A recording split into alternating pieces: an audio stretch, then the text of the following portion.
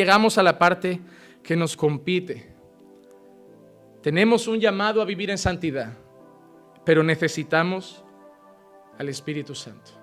Si no, hermanos, sin el Espíritu Santo no podemos ser buenos padres, buenos esposos, buenos cristianos, buenos pastores, buenos diáconos, buenos nada.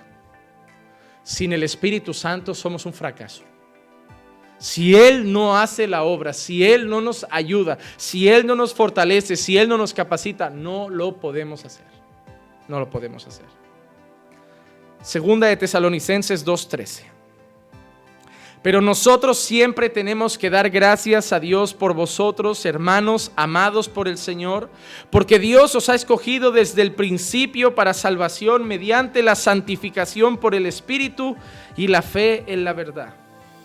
Dios nos ha escogido desde el principio para salvación mediante la santificación por el Espíritu.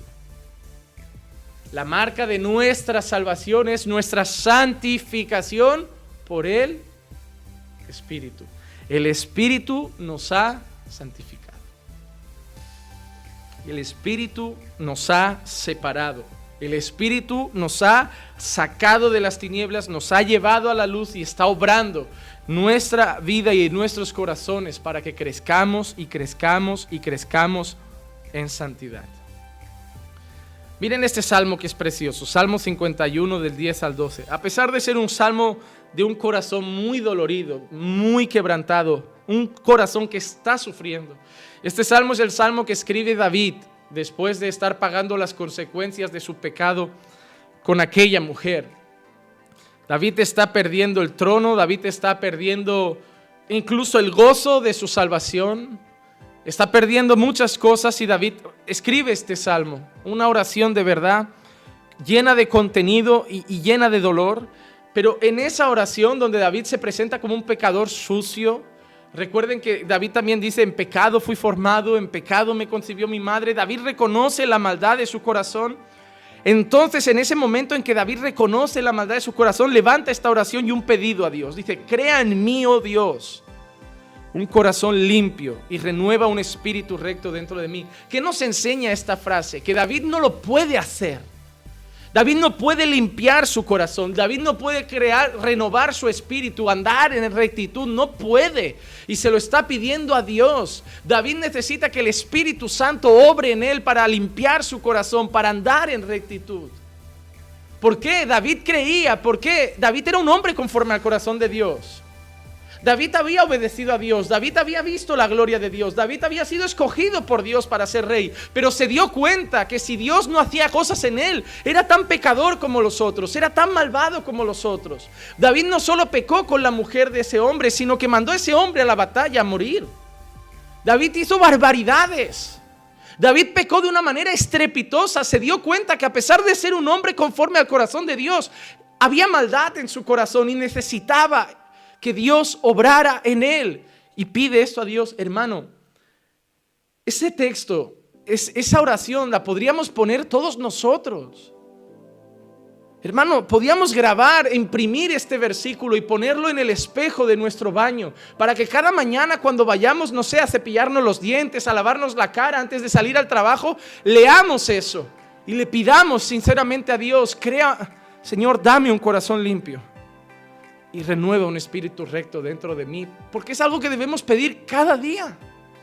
Cada día necesitamos que Dios haga eso. Cada día necesitamos que Dios obre de esa manera en nuestros corazones. Cada día.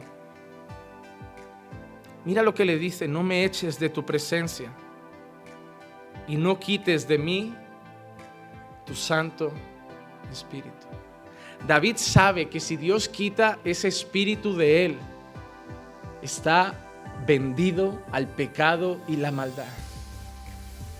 David sabe que si Dios quita ese Espíritu Santo de él, está entregado al lodo y a la inmundicia.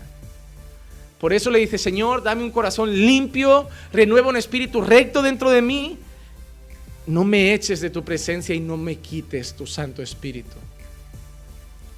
David estaba perdiendo el trono, David estaba perdiendo a sus hijos, David había visto morir a hijos asesinados por otros hijos, David estaba perdiendo la gloria, la fama, todo lo estaba perdiendo. Pero la única cosa que le pide a Dios es no perder su espíritu. Te das cuenta cuando uno se da cuenta de lo que es más importante.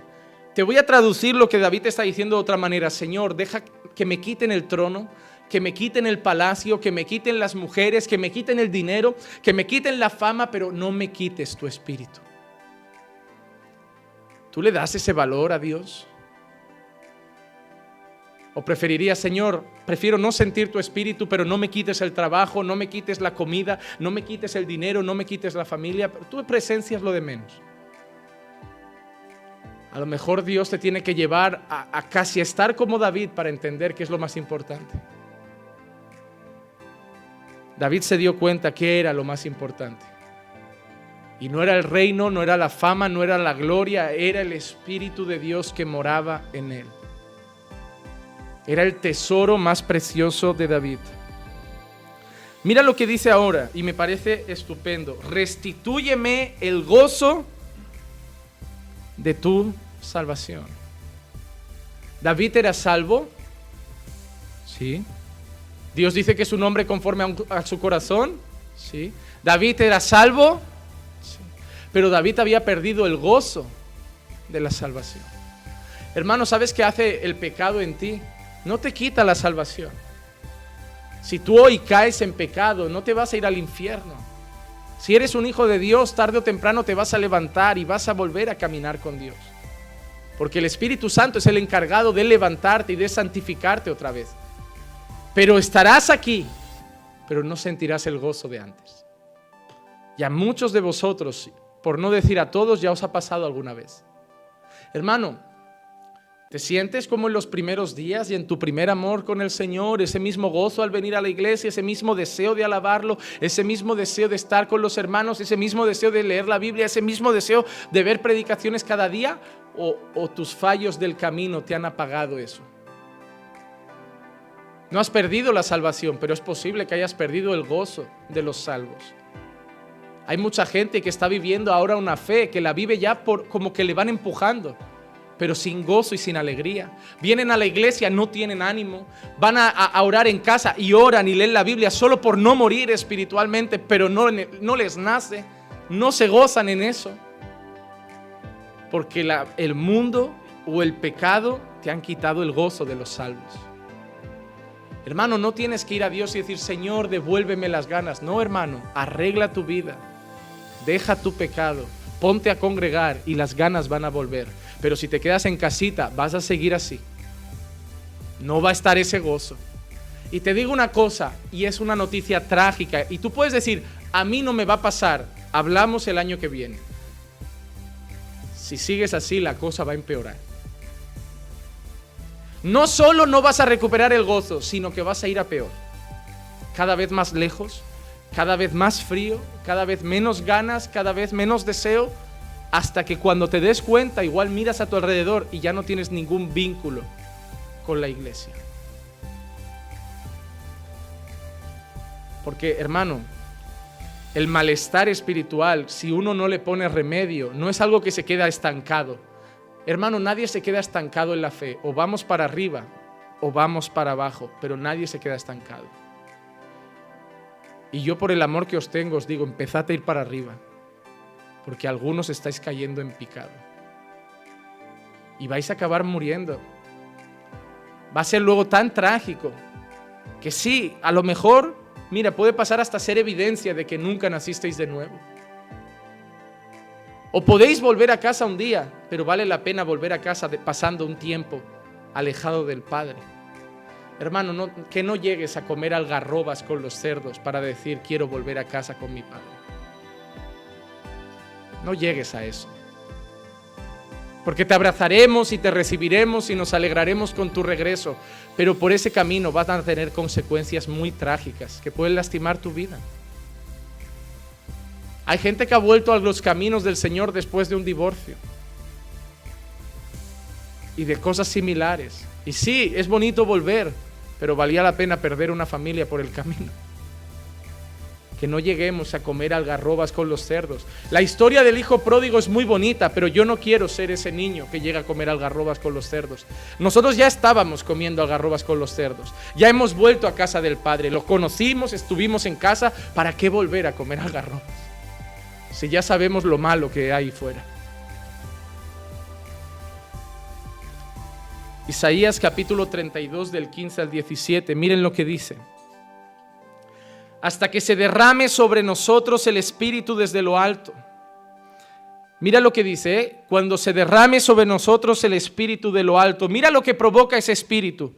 El desierto se convierta en campo fértil y el campo fértil sea considerado como bosque. En el desierto morará el derecho y la justicia habitará en el campo fértil. La obra de la justicia será paz y el servicio de la justicia, tranquilidad y confianza para siempre. Todo eso es lo que trae el Espíritu a nuestra vida. El Espíritu trae abundancia, trae gozo, trae un manantial, trae un río de agua viva que va a fluir de nosotros. Eso es lo que trae el Espíritu Santo a nuestra vida. Hermano, Jesús es el agua viva que vamos a beber y no vamos a tener sed. Pero una vez somos cristianos, una vez hemos nacido de nuevo, una vez tenemos el Espíritu Santo, esa misma agua viva que hay en Jesús brota de nosotros también y nos volvemos agua para los demás. Hermano, en nosotros tiene que haber un manantial que fluye, gozo, paz, riqueza espiritual, bendición, bienaventuranza, amor, tranquilidad, mansedumbre, alegría. Vemos la vida y somos felices, sentimos gozo en la vida a pesar de las circunstancias, sentimos paz a pesar de las tormentas, porque cuando llega el Espíritu Santo trae algo diferente a nosotros. Hoy vemos un montón de cristianos que saben decirle a la gente: no, Jesús te va a dar una paz, pero no como el mundo la da, una paz que sobrepasa todo entendimiento. Y yo le preguntaría: ¿tú la tienes? Tú la tienes. Cuando discutes con tu marido tienes esa paz. Cuando te peleas con tus hijos tienes esa paz. Cuando te llega la deuda tienes esa paz. ¿Por qué le ofreces a la gente algo que no tienes? La gente no cree en lo que decimos porque no lo ve como lo vivimos. Cuando yo le diga a la gente: Dios te va a dar paz, ¿y cómo lo sabes? Mira, ¿viste la operación de mi mujer? ¿Viste la enfermedad de mi mujer? ¿Me viste preocupado? ¿Me viste intranquilo? ¿Me viste desesperado? No, la verdad es que lo pasaste muy tranquilo. ¿Por qué? Tenía paz. No sé lo que va a pasar, puede acabar mal, puede acabar bien. Lo que sé es que Dios sabe cómo va a acabar. Y eso me basta. Y a lo mejor lo que pasa no me gusta, pero su voluntad es buena, agradable y perfecta. Y eso me basta. Hoy queremos darle al mundo cosas que no tenemos. La iglesia se cansa de decirle a la gente: Dios restituye familias. Llegas a la iglesia y la esposa en un sitio, el marido en otro, no vienen juntos, no hablan juntos, familias separadas, cada uno se sienta, el hijo allí, la hija allí, el esposo allí. No sabes si están casados, si son viudos, solteros, divorciados, no sabes nada, porque no parece una familia aquí, y quien no parece una familia aquí probablemente tampoco lo parecerá en su casa. Y le vamos a decir a la gente que Dios restituye familias. ¿Cómo te llevas con tus hijos? ¿Cuánta paz, cuánto amor, cuánta comunicación hay en tu casa para decirle a la gente que Dios hace eso? Debemos de empezar a dejar de decirle a la gente lo que Dios hace y decir a la gente: ven a mi vida y mira lo que Dios ha hecho. Y eso lo puede hacer en ti. Pero a falta de ejemplo necesitamos más palabras. Hermano, deberíamos ser una nación santa. Y una nación santa no solo dice, también muestra. Jesús podía decir: yo soy amor. Y la muestra más grande era que Él amaba. Jesús podía decir: vivid en santidad. ¿Y por qué nos dices eso? Porque yo vivo en santidad. Amad a vuestros enemigos. ¿Y quién eres tú para pedirlo? Yo lo hago. Pero eso era Jesús. Pablo fue capaz de decir: imitadme, porque yo estoy imitando a Jesús.